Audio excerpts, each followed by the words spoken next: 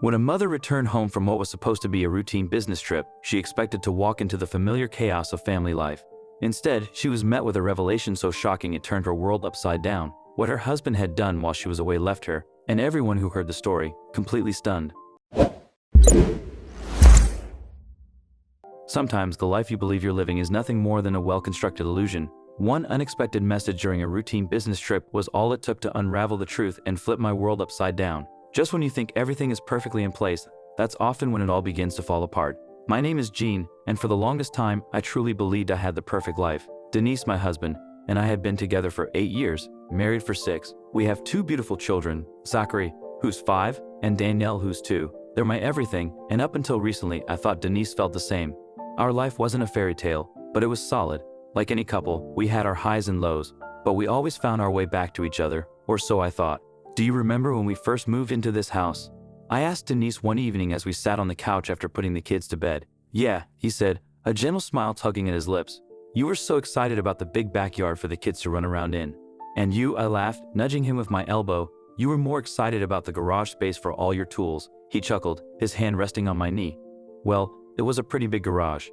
Those little moments, the ones that seem so insignificant, they're the ones you hold on to when things fall apart. I didn't know it then, but that night was one of the last times I feel truly at ease with Denise. A few weeks ago, my boss asked me to go on a business trip. I was supposed to be away for a week, which was longer than usual, but Denise assured me he had everything under control. Don't worry about a thing, Gene, he said as I packed my suitcase. I'll take care of the kids. You just focus on work, okay? I know you will, I replied, trying to smile. But if you need anything, call me. I can always. Gene, he interrupted, pulling me into a hug. We'll be fine, I promise. And with that, I kissed Zachary and Danielle goodbye, and I was off. The first couple of days were hectic, filled with meetings and conference calls. But every night, I'd call home to check in. How's everything going? Great, Denise would reply, the sound of the kids' laughter echoing in the background. Zachary's been practicing his soccer, and Danielle's been working on her art. We're good, babe. Don't worry. I wanted to believe him, and I did. Until that third day. I was in the middle of a meeting when my phone buzzed. Marilyn, one of my closest friends, had sent me a text. I ignored it at first, but then it buzzed repeatedly. Finally, I excused myself and stepped out of the room to check my phone. The first message was a photo. It showed Zachary and Danielle playing in someone's yard. A yard I didn't recognize. But they weren't alone. A woman, someone I didn't know, was there with them. She was holding Danielle in her arms while Zachary ran around her, laughing.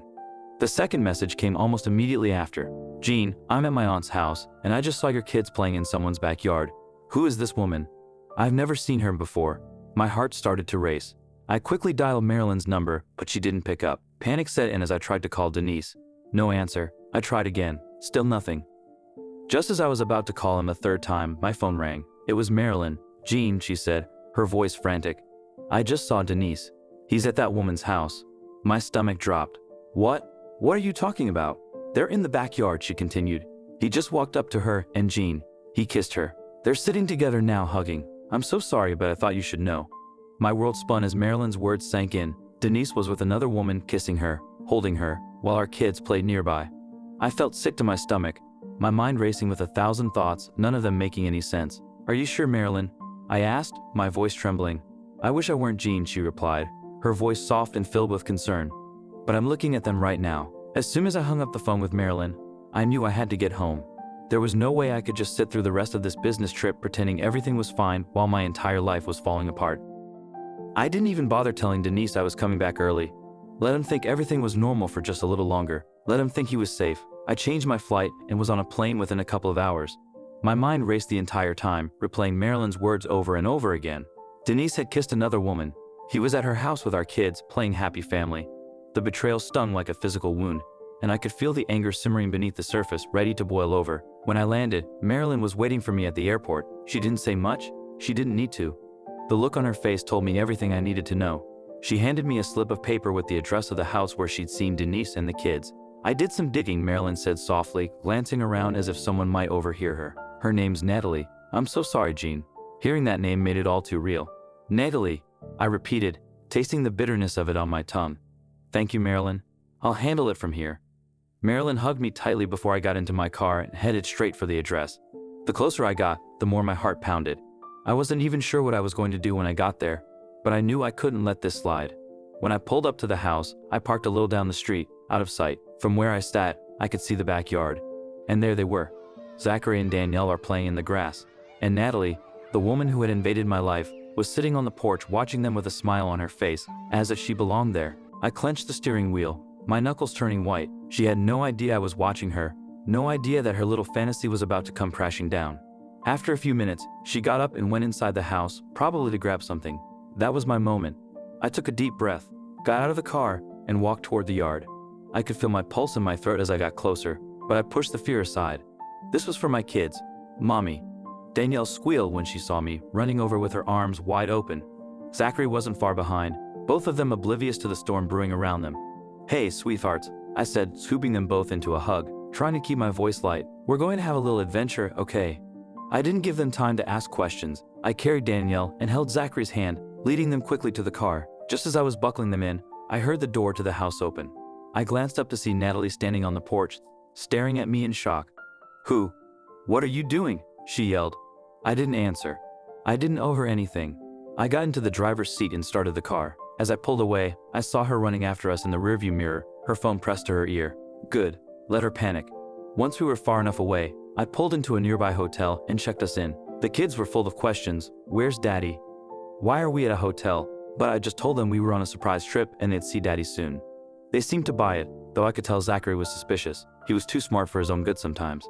A few hours passed, and I finally worked up the nerve to call Denise. I wanted to hear the fear in his voice. I wanted to see how he would handle this. Hey, I casually said when he picked up, forcing a calmness I didn't feel. Gene, his voice was shaky. Where are you? I'm still on my trip, I lied, watching my kids as they settled in front of the TV. How's everything at home? Bah, everything's fine, he stammered. Just, the usual? I bit back a smile. Good. Well, I have to go. See you soon. Before he could say anything else, I hung up. I wanted him to sweat a little longer. Half a day passed before he called me back, his voice nearly cracking with desperation. Gene, I have to tell you something. The kids, they're gone. I don't know what happened, I swear. I left them with Natalie? I interrupted, my tone icy. There was a long pause on the other end. You know? Yes, Denise. I know everything. Don't bother explaining. I'm coming home. I hung up before he could respond and gathered the kids. They were starting to get antsy, and I figured it was time to bring this charade to an end. When we got home, Denise was waiting on the porch, his face pale and his hands shaking. As soon as he saw the kids, he rushed over, but I stepped between him and them. Gene, please let me explain, he started. But I cut him off. Denise, I know about Natalie, and I know you've been lying to me and our kids. It's over. He stared at me, his mouth opening and closing like a fish out of water. Over? Gene, please, we can work this out. I'll end it with her, I swear. No, Denise, you made your choice the moment you brought her into our lives. You don't get to walk away from it now just because you got caught. This is over. I'm filing for divorce. He looked as if I'd knocked the wind out of him, but I felt nothing. The betrayal cut too deep, the wound too fresh. I had poured years into building a life with him, and he tossed it aside for a fleeting affair. You can still see the kids, I said firmly. But we're leaving. I'll speak to a lawyer, and we'll figure out the rest. Tears welled up in his eyes, and for a fleeting moment, I nearly felt sorry for him. Nearly.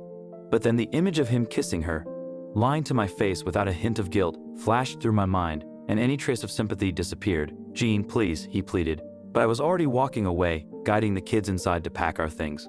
What do you think of this story? Let us know in the comments section. I hope you like this story. Please give it a thumbs up and subscribe to our channel. Also subscribe and press the bell icon to never miss the update from our channel. Thank you.